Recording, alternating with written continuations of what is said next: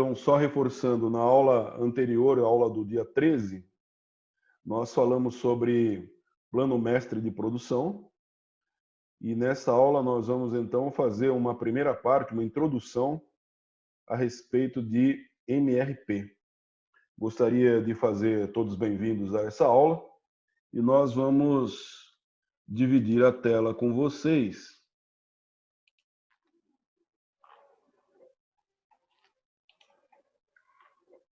Muito bem. Então, o MRP, na prática, ele é uma ferramenta, né? Um programa de computador que fica dentro de um programa maior. Esse programa maior chama-se ERP. Então, de maneira genérica, o ERP seria o programa maior que contém um módulo, que é o módulo de planejamento e controle da produção, de PCP, e esse módulo é chamado de MRP. Ele também controla algumas atividades da logística. Então, o pessoal de logística adora esse módulo de MRP, porque eles têm lá a parte de estoque, a parte de controle de estoque, tem tudo ali. O MRP, ele quer dizer isso aqui, ó. Então, você tem o MRP1 e o MRP2. O MRP2 é uma evolução do MRP1. Então, o MRP1 se chama, é uma sigla, né, que contém uma frase, uma palavra, uma definição, uma conceituação. Se chama Material Requirement Plan, planejamento das necessidades de materiais. Então, vamos tentar imaginar o seguinte, quando isso foi criado, lá para a década de 60, então 1960, né, quando isso foi criado, o que acontece? Ele era um bancão de dados, um banco de dados, que controlava os materiais dentro da empresa. Não somente materiais, mas algumas outras coisas, mas principalmente os materiais que estavam no estoque.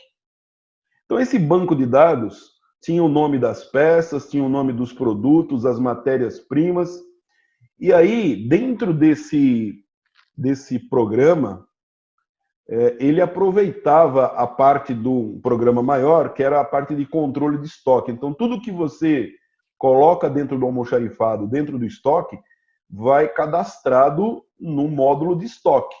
O MRP consulta, ele vai lá e puxa as informações do módulo de estoque. O que acontece? Então, no início, quando isso foi criado, na década de 60, vamos supor que na produção você precisava de produzir algumas peças lá, um determinado item.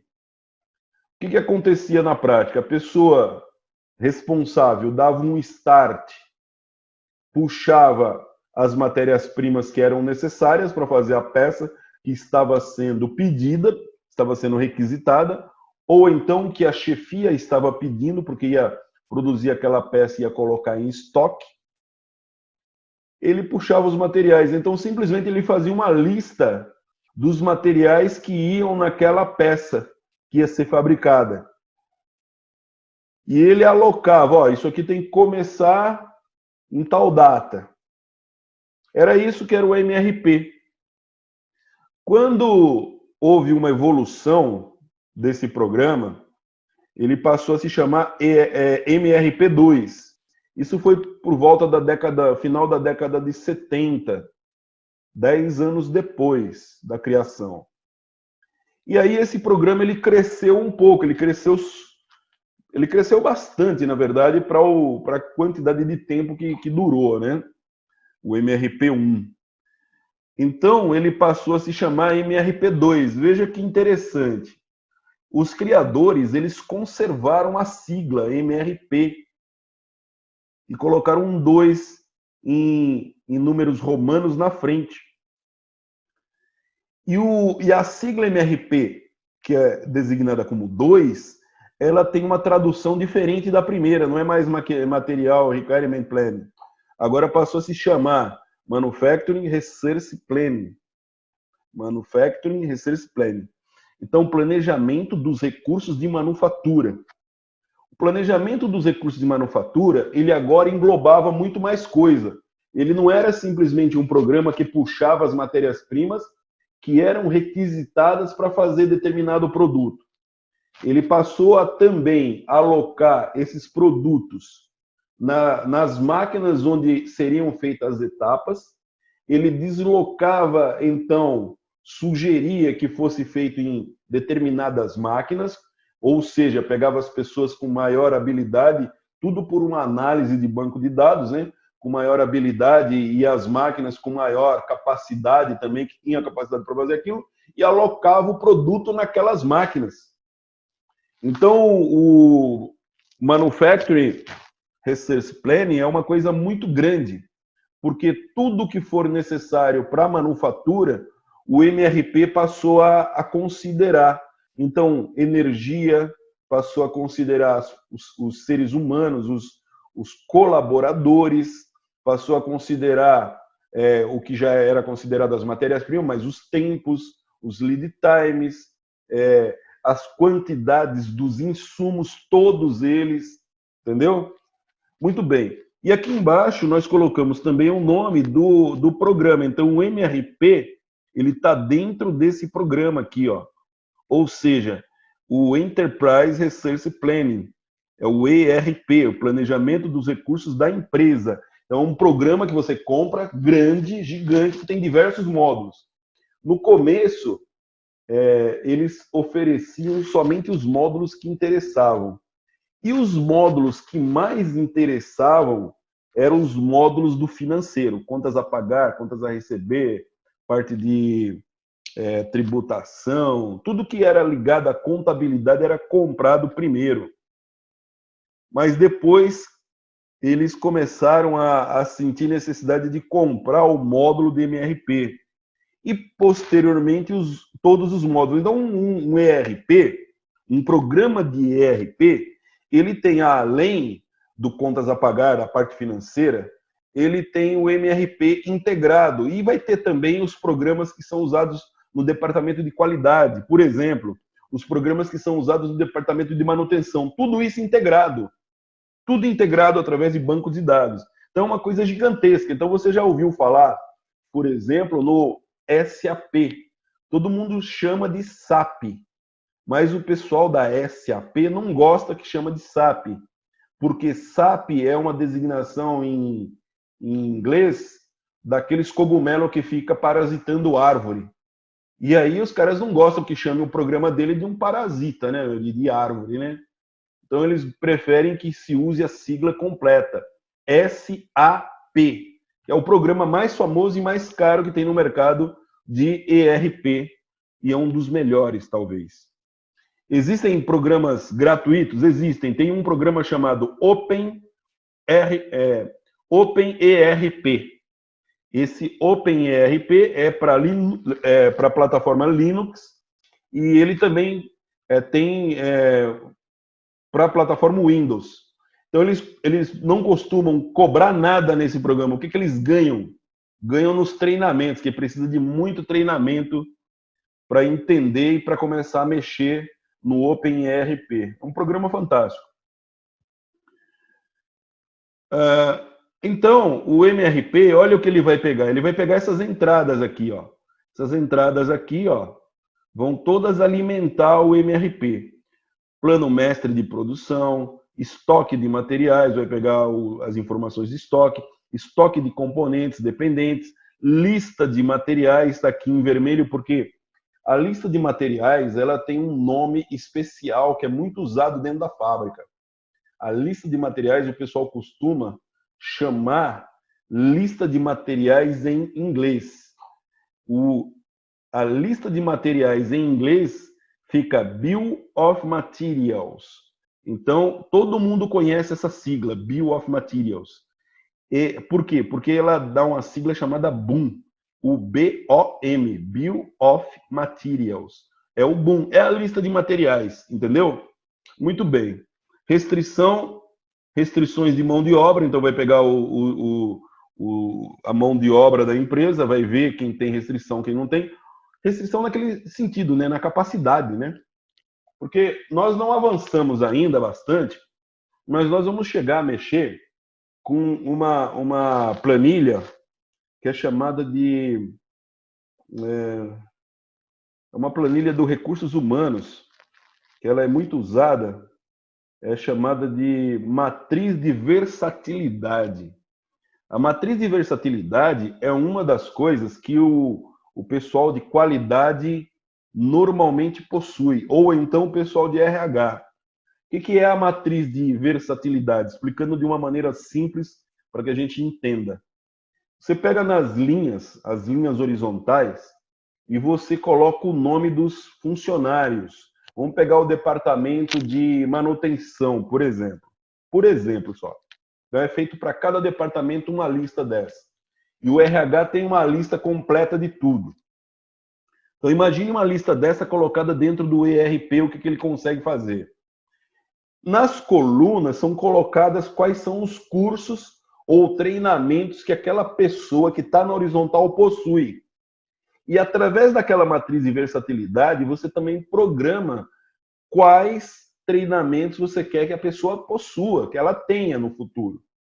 Então vamos supor, tá lá na linha 1, Silvio, e eu trabalho na ferramentaria, por exemplo. Então é uma matriz de versatilidade da ferramentaria. Sou um dos ferramenteiros de lá.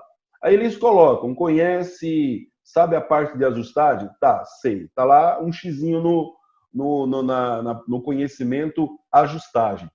Sabe mexer com fresadora? Aí o Silvio sabe. Então tá lá um xizinho, tá. Sabe mexer com eletroerosão? Não, aí tá um N de que não sabe. Então ele precisa aprender para trabalhar na ferramentaria, aprender algumas máquinas. Então você vai colocando habilidade. Então isso pode ser uma restrição. Ou seja, o cara que conhece mais, tem mais habilidade e está apto a fazer determinados trabalhos. Se a pessoa não tem determinada habilidade, ela não está apta a fazer determinado trabalho. E nisso é que reside a restrição. E pode ser também uma restrição de máquina, capacidade de máquina. O produto que vai ser feito, vai ser produzido na máquina, ele é um produto de grande dimensão. E a máquina que aquele cidadão trabalha tem pequena dimensão. O cara é da ferramentaria, máquinas de pequena dimensão. A ferramentaria não trabalha com coisa gigantesca, né, meu? Então, pode ser uma restrição isso. Bom, aí entra na parte de disponibilidade de equipamento e de lead time. Então, o MRP entra essas informações aqui, essas são entradas, vai lá dentro do módulo do MRP e ele consegue tirar necessidade de compra, ordens de produção. E lembra que na aula passada nós falamos de ordem de montagem, se a empresa monta máquina, por exemplo, ou se monta equipamento, tem a ordem de montagem também. Bom, agora o BOM, né? O BOM é o Bill of Materials, ele é o que a gente fala de explosão dos materiais, dos insumos. O Manuel Moreira, que é um autor famoso a respeito de gestão da produção, ele diz assim: essa lista contém a descrição completa do produto, listando não só os materiais, como também as partes e componentes, mas também as sequências nas quais o produto é criado. Então ele tem uma espécie de uma árvore dentro dele, né? Ele consegue montar uma árvore do produto, dizendo tudo o que vai no produto e o que é colocado em sequência, ou seja, o processo. Então, o Bill of Materials não tem somente materiais, partes e componentes, ele também tem informações a respeito do processo. O processo está dentro dele, entendeu? Como se fosse uma receita de fazer um bolo completo. Você tem lá os ingredientes, você tem o processo e você tem o resultado que tem que sair. Então, aqui tem um exemplo. Você tem um saco de lixo, essa peça aqui, alguém produz isso aqui, e ele é composto dessa árvore de produto aqui, ó. Então você tem uma coisa chamada master, você tem uma coisa chamada PBD, que é um plástico, e você tem a etiqueta. Então essas três coisas combinadas formam o que a gente chama de saco de lixo. Então, analisando um pouco mais profundamente, esses números que estão aí embaixo foram chutados, ok? Foram chutados, não representa a realidade, mas dá para a gente imaginar um pouco a respeito disso, para você ver a complexidade da coisa. Então, você tem um saco de lixo aqui, o produto final. E aí você tem que ele é formado por 1 kg de master, meio quilo de PEBD e 2 etiquetas. Então, esse material preto aqui, ó, é o master. Esse material branco aqui, ó, como se fosse uma bolinha de plástico, uma bolinha de nafta, o material puro, ele é meio quilo de material puro dentro da injetora que faz ele lá. Beleza, terminado, aí coloca a etiqueta dizendo aqui o quanto que utiliza, de qual é a capacidade do saco e quanto que tem dentro de um pacote. Isso são as etiquetas que vão aí. Muito bem. Então, isso é uma árvore do produto. Ó. Isso é uma árvore de produto. Aqui, não dá para ver muito bem, né? Mas se a gente se esforçar aqui, ó, é uma caneta. Uma caneta Bic. Aqui está a tampa, ó. Então tem esse código aqui, 0101001004, a tampa inferior do tubo. Depois você tem o código 0101001003, que é a carga da caneta, e aqui ele está designando como a caneta azul. Depois ele tem aqui o código 0002, que é o tubo plástico, e aqui a tampa superior do tubo azul. Então, isso é o que compõe uma caneta, essa estrutura aí. Essa estrutura se chama a estrutura do produto. Muito bem. Então, aqui a gente faz um exercício. Ó. Vamos fazer um exercício. O MRP, ele vai tratar com uma das questões mais importantes dentro do planejamento e controle da produção. E o que é? É você definir quando que você começa e quando que você, então, termina uma determinada produção. Bom, aí você vai como é que se pode dizer? Você vai se aproveitar da estrutura do produto para fazer esse cálculo. Nós pegamos uma estrutura muito simples. E como é que funciona a estrutura? Pois de conta que você tem aqui um brinquedo qualquer. Esse é o brinquedo, um brinquedo qualquer. Ok? É um brinquedo qualquer. E nesse brinquedo qualquer, a estrutura dele é formada por 4, vamos dizer assim, 4 módulos. 4 módulos. Um módulo que ele chamou de A, um de B, um de C e um de D. Esses 4 módulos, então, montam o brinquedo. Eu não sei que brinquedo que é, também não importa muito, é só um exemplo. Para montar um brinquedo, para montar um deles, você precisa de um A, de 2B, de um C e de 4 Ds para montar esse brinquedo.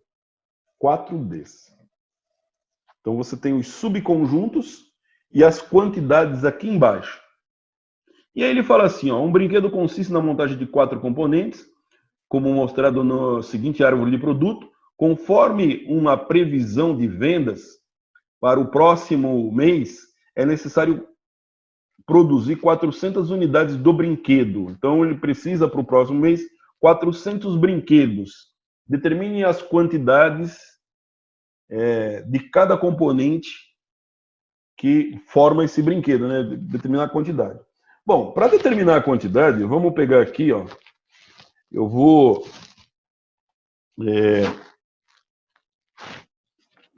pegar aqui e mudar de tela para você, tá? Vou mudar de câmera aqui, quer ver, ó? Vou colocar esse negócio aqui. Vamos, de certa forma, sair aqui um pouquinho, quer ver? Só para a gente poder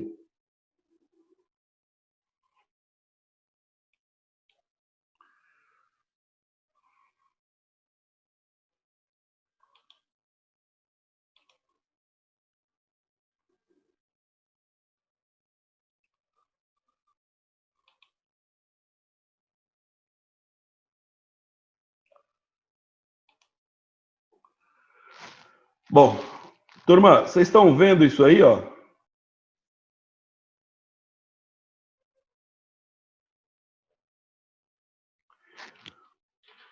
Vocês estão vendo na posição certa ou vocês estão vendo ao contrário?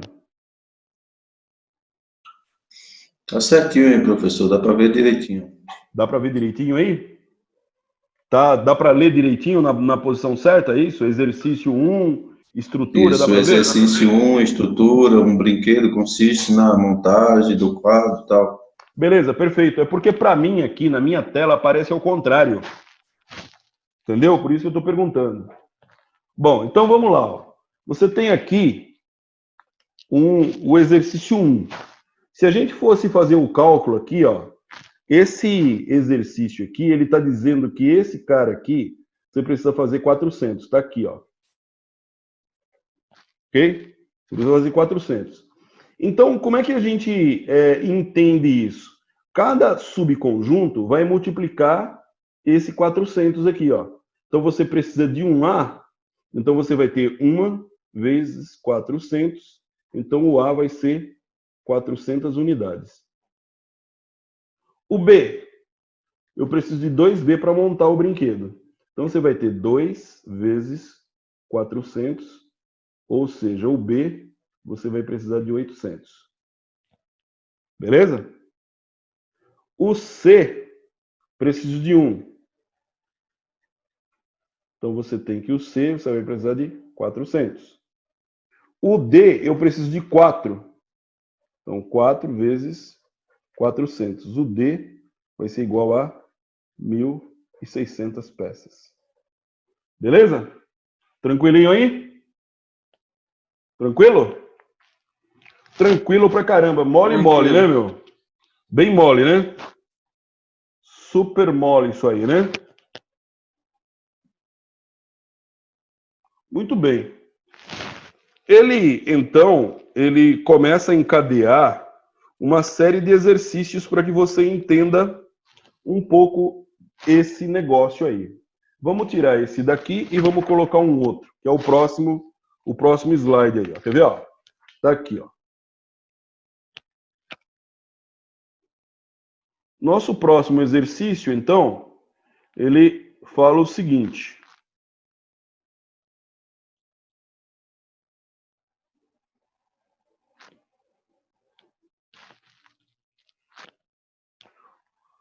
um produto P consiste na montagem de 3 módulos, que é o módulo A, B e C, com seus componentes dentro, né? Como mostra a figura acima, conforme a árvore de produto, que é a árvore desse produto aí. De acordo com a previsão de vendas do próximo mês, temos necessidade de produzir 200 unidades do produto. Determine quantas unidades de cada componente são necessárias. Beleza? Bom, olha só, turma.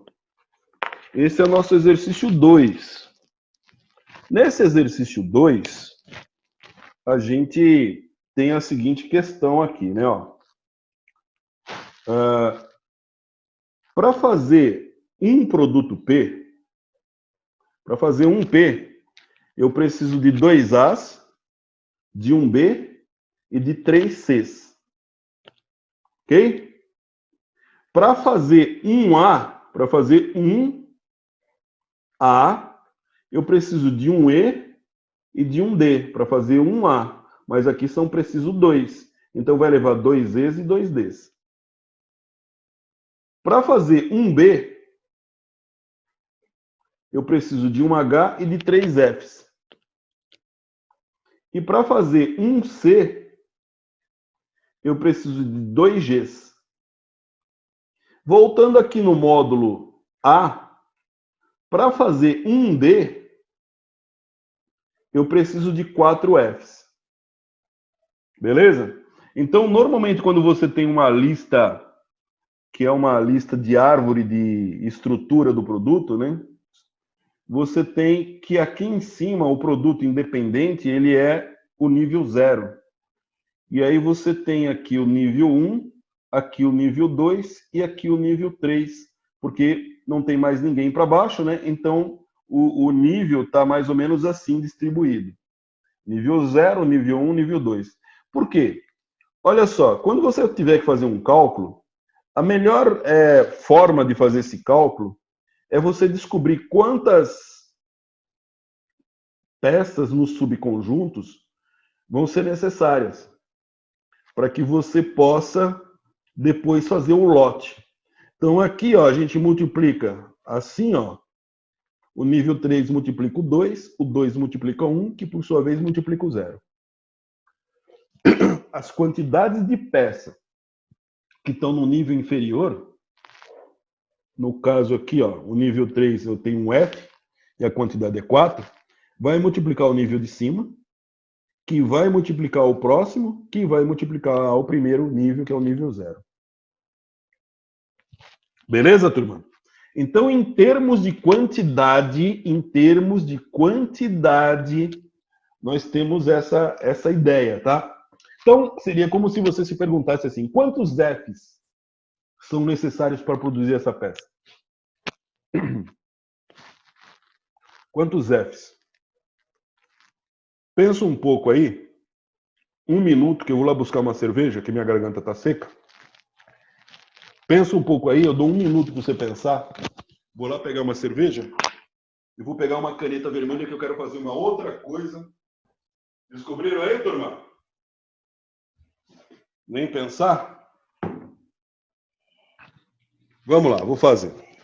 Eu acho, professor, que se para uma peça ele precisa de 4, então para fazer uma peça desse aí seria 200 vezes 4 que ele precisaria.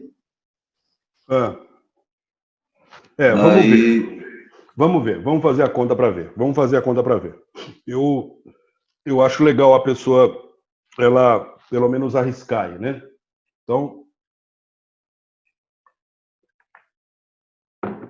vamos fazer. Olha só. Então, eu falei que multiplica de cima para baixo. Desculpa. Eu falei que você deve multiplicar de baixo para cima. O F tem 4. Então, o F está ligado no D1, que por sua vez está ligado no A. Então, 4 vezes 1, 4. Vezes 2, 8. Vezes 1, 8. Então, eu preciso, para atender a 1P, eu preciso de 8 Fs. Beleza? Vou deixar o 8 marcado aqui. 1. O E não tem aqui no nível 3, mas ele está lá no nível 2. 1 vezes 2, 2. Vezes 1. O cálculo que eu estou fazendo é assim. Eu tenho o E, é 1. Vezes o A, que é 2. Vezes o P, que é 1. Aqui, nível 2, vezes o nível 1, vezes o nível 0. Ok? Então, o que acontece? Eu estou multiplicando do nível mais inferior para o nível superior. E chego até lá no P, para mim saber quantas peças dão. Então, na verdade, os números aqui interessam. 1 vezes 2, 2. Vezes 1, 2. Então, eu preciso de 2. Para fazer um P, eu preciso de 2 Es. E o A, que é 2. 2 vezes 1, 2. Preciso de 2 As. E aqui, vou colocar uma bolinha no 8. Aqui eu vou cortar essa bolinha aqui para a gente ver que ela não vai entrar no nosso cálculo, tá? Porque senão ela vai confundir nossa cabeça aqui. Muito bem. Então, nós calculamos aqui, as necessidades individuais. Bom, aqui o H vezes 1, aqui, precisa de um H para um B. Então, aqui a relação é de 1 para 1, precisa de um H. Precisa de 3 F, 3 vezes 1, vezes 1. Precisa de 3 Fs aqui, Então, o B precisa de 1. 1 vezes 1, 1. E o G? O G está ligado ao C. 2 vezes 3, 6 Gs. 6 Gs. 3 Cs. 3 vezes 1, 3. 3 Cs. Vamos apagar esse 1 aqui, para não confundir nossa cabeça. Ok? Então, as necessidades aqui, estão dentro da bolinha aqui, Então, eu tenho 8F aqui e 3 Fs aqui, Ou seja, eu tenho... Oi. Falta o D aí, O B? D de dado. O D. O D é 1 vezes 2, 2. Uma vezes 2, 2. Vezes 1, 1. Então, 2Ds. Então, se eu fosse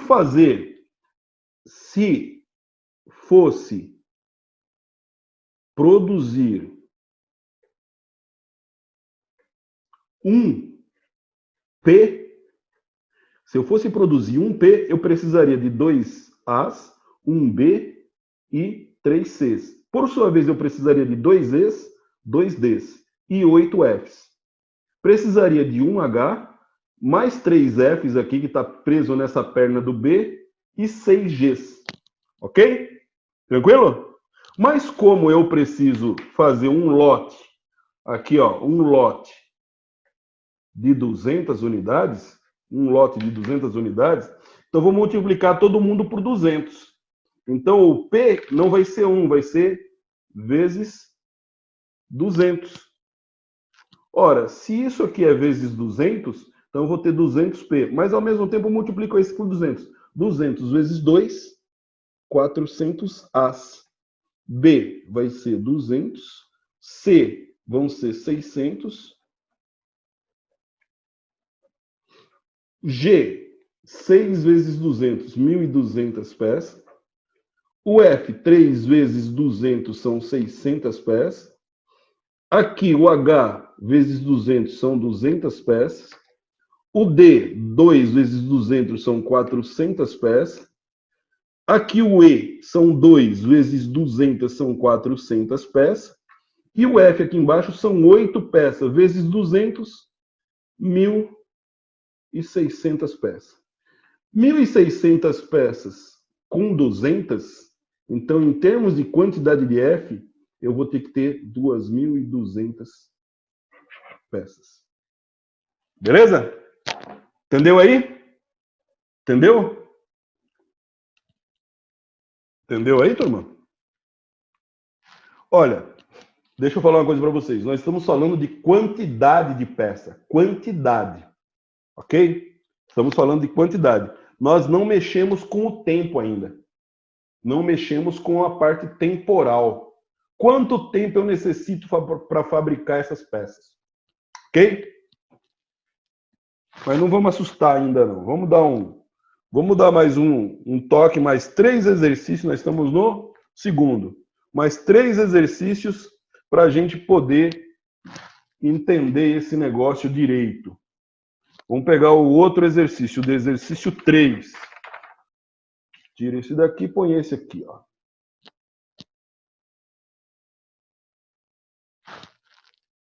Exercício 3. O exercício 3, ele está dizendo o seguinte, ó.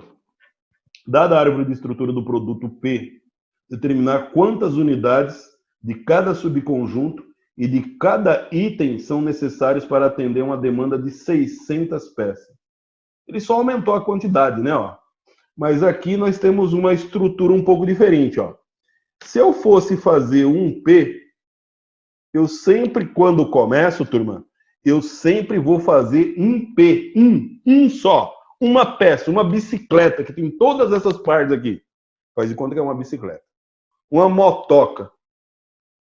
Então, ó, essa peça P, ela é composta de A, B e X. Sendo que o A é composto de C e D, o B de F e D, ó o D se repetindo aqui, ó o D se repetindo, o X de C, ó, o C se repete aqui e se repete aqui, ó, o G e esse G de H e de I. E aqui dentro do parênteses estão as quantidades. Que quantidades a gente faz dessas peças. Muito bem. Então, se eu fosse fazer um P, no primeiro nível se repete todo mundo, né? Ó, precisaria de 2A, 3B e 2X. Ora, 3 vezes 2, 6. Precisaria de 6C. 2 vezes 2, 4. Precisaria de 4D. Agora, cuidado, que aqui ó, é uma peça, aqui são outras duas. Ó. O F, 2 para 1B. Mas como eu preciso de 3B, ó, eu preciso de 2 Fs para 1B. Como eu tenho 3B, 2 vezes 3, 6. 6 Fs. D, 2 vezes 3, 6. 6Ds. C aqui, agora multiplicando x. 2 vezes 2, 4. 4 vezes 2, 8Gs. Ora, agora aqui, ó, olha que interessante aqui, ó. 2 vezes 4, 8, vezes 2, 16, vezes 1, 16. É a mesma coisa que eu multiplicar 2 vezes esse 8 aqui, ó. Preciso de 8Gs. Cada 1G precisa de 2Hs. São 16Hs. 3 vezes 8, 24, ó. Eu multiplico 3 vezes 8, 24, que é o número de total para fazer um P. Mas se eu fosse pela estrutura, ó, 3 vezes 2, 3 vezes 2 nada. 3 vezes 4, 12, vezes 2, 24, vezes 1, 24, ó. 3 vezes 8, 24. 24 is. Se eu fosse fazer uma peça, ele está propondo que seja feito um lote de 600. Então, multiplica aqui pelo lote, ó. 600. Então, vai sair P igual a 600 peças. Ora, mas para fazer 600 peças, aqui precisa de 2 vezes 600, 1.200 As. 3 vezes 6, 18, 1.800 Bs. 2 vezes 600, 1.200 X. Ok? Mas para fazer essas peças aqui, ó, eu preciso de 3 Cs para fazer um A. Vão ser 1.200 A, vai dar 36 mil. É a mesma, 36 mil não, vai dar 3.600. Mas é a mesma coisa que eu pegar e multiplicar 600, que são lote, por 6. 6 vezes 6, 36. Com 2 zeros, 3.600 C. Aqui, D, 4 vezes 600. Fiz besteira aqui, peraí. Não, tá certo. 6, né? São 6. Aqui são 4. 4 vezes 6, 24. 2.400 Ds aqui. O F, 6 Fs vezes 600, 36, 3.600 Fs aqui. 6 vezes 600, 3.600 Ds. Ora, aqui tem D também, ó. Olha o total de D que vai ficar, ó. 6.000 Ds. 6.000. Aqui, ó, C. 4 vezes 6, 24, com 2 zeros. Olha o C aqui, ó. 2.400. E aqui também, ó, 3.600. Total, ó, somando os dois, vai dar 6.000 Cs. O G, 8 vezes 6, 8 vezes 6, 48, com 2 zeros, 4.800. Aqui embaixo, ó, aqui embaixo a conta é tão difícil que eu não sei fazer. Faz a conta para nós aí, ó. 16 vezes 6, 6 vezes 6, 36, 9, 96. 6 vezes 6, 36, 9.600 peças H. E 24? 24 vezes 6. 6 vezes 4, 24, vão 2. 12, 14, com 2 zeros. 14.400 peças I. Isso é quantidade, turma. Quantidade, entendeu? Estamos falando de quantidade. Beleza? Ah? E aí? Muito bem. Exercício 4. Deixa eu colocar esse aqui do lado. Exercício 4.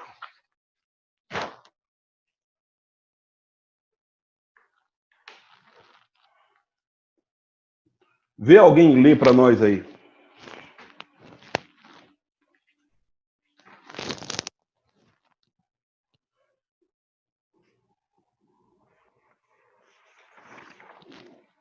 Exercício 1, exercício 4.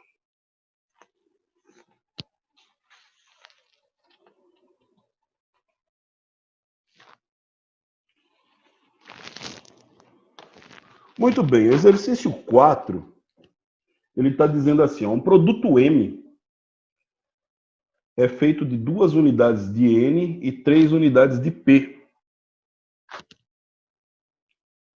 N é feito de 1 unidade de S e 3 unidades de T. E o P é feito de 2 unidades de T e 4 unidades de U. Mostre a árvore de estrutura do produto, então é para você criar uma árvore de estrutura do produto.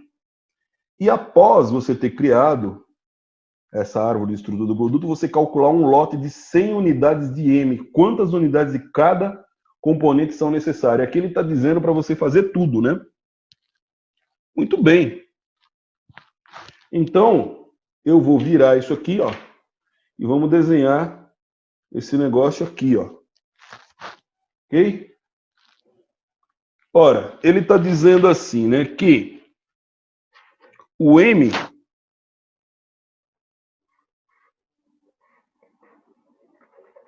é composto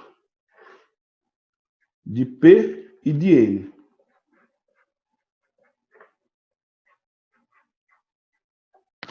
De P e de N.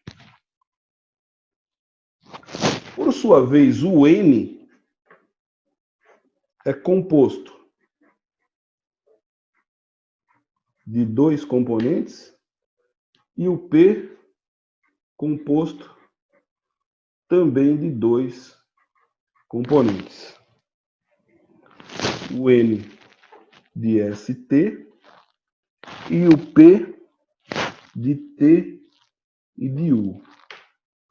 Ora, aqui ele diz que o M é composto de 2 unidades de N e é composto de 3 unidades de P. É isso aí, ó. 2 N's e 3 P's. Depois o outro vai 1 S e 3 T's. 2 T's e 4 U's. Voltando aqui, então eu tenho que para o S é 1 S e 3 T's. E do outro lado do P são 2 T's e 4 U's. Ok? É isso aí, turma? Ou não? Essa é a árvore dele, ó. Meio tortinha, mas é isso aí. Tá meio tortinha, mas...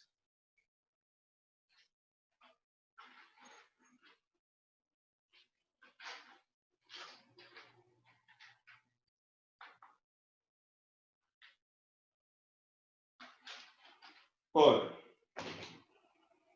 vamos fazer a conta agora. Ele quer que você faça o seguinte. Então, para 1, você tem aqui os mesmos 2 N's e os mesmos 3 P's. Uma no S aqui, 1 vezes 2, 2. Vezes 1, 2. Então, para o S, você tem 2 S's no total. Se for fazer 1. 3 vezes 2, 6. Vezes 1, 6. Tem 6 T's. 2 vezes 3, 6. Vezes 1, 6. 6 T's. 4 vezes 3, 12. Vezes 1, 12.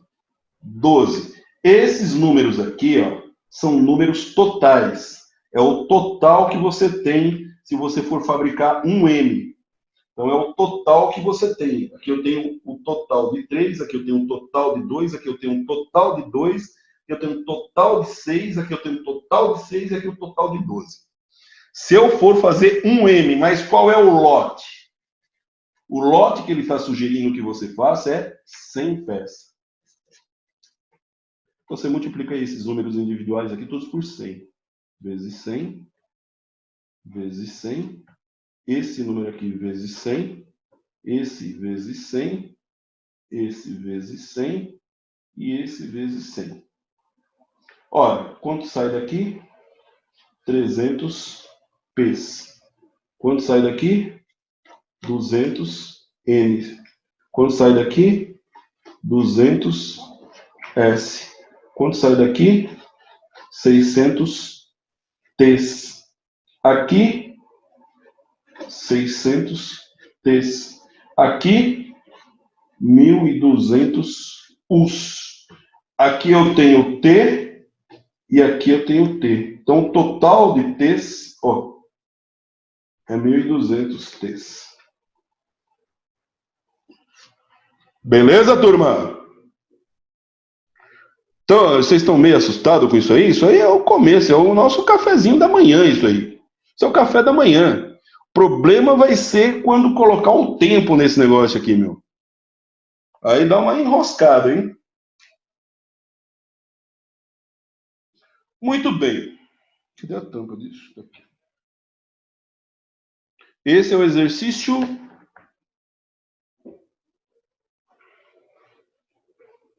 4. Vou pegar o exercício 5 agora. Exercício 5. Igualzinho aos outros. Igualzinho. Igualzinho aos outros.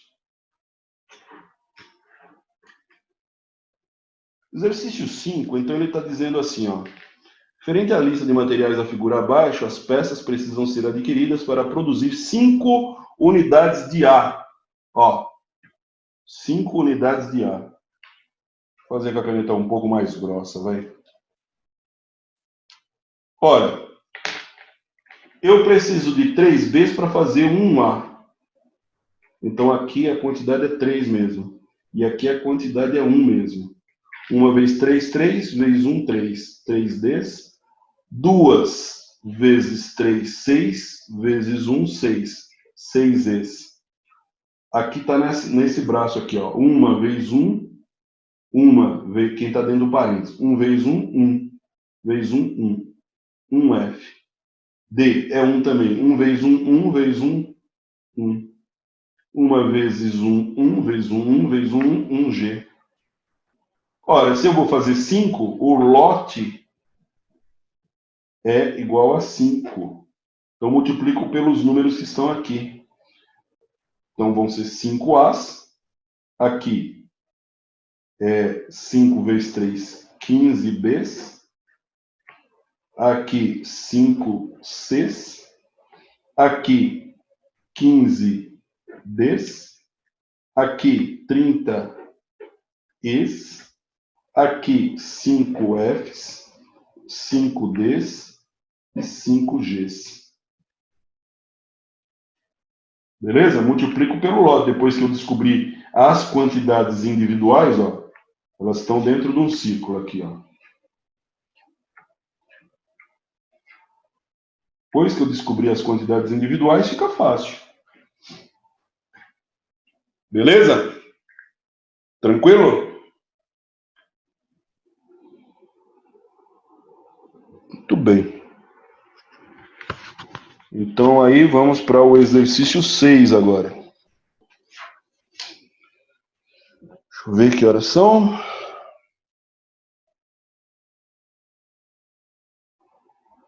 Cinco minutos para fazer o exercício 6.